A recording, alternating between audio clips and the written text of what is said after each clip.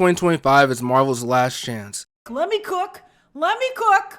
Now, me personally, I think Marvel is doing just fine, but the narrative of superhero fatigue and Marvel's downfall has been growing over the years despite the huge success of Spider-Man No Way Home, Wakanda Forever, and most recently Guardians of the Galaxy Volume 3. I can see why people think Marvel is on the downfall, but until I see a big IP like the Avengers, Spider-Man, and X-Men flop, I just can't say they're washed. I mean, having expectations of Ant-Man to be the MCU's saving grace is like asking Dylan Brooks to drop 40 in an elimination game.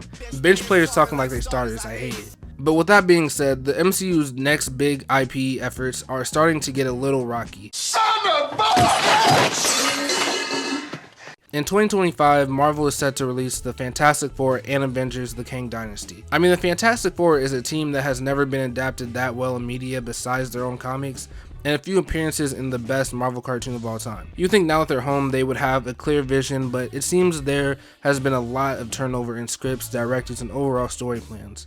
The initial idea was to have the film set in the 60s when Peyton Reed, the Ant-Man director, was set to direct, but Marvel decided to pivot to the bigger in-house director, John Watts, to direct, but he ended up leaving the project to do Star Wars or something, I don't know. The script was said to have a lot of rewrites in the present day and further back in the past to the 20s, but they recently hired the writer of Snowpiercer to pen the official script, and I guess he also wrote the story of Avatar: The Way of Water, but who cares about that? I don't. There's also speculation that Marvel was trying to hire a well-known and respected director like Edgar Wright, Brad Bird, but I guess they all said no because they ended up hiring in-house yet again with Matt Shakman, the director of all 9 episodes of WandaVision. I mean, that's a lot of drama in itself, but if you add in all the speculation about the cast and people trying to drop leaks that are not true, it just becomes a whole big kerfuffle. But Avengers: The Kang Dynasty was a lot less shaky until... Why? No matter if Jonathan Majors is innocent or guilty, it will be hard to maneuver through this movie without general audiences forgetting about it.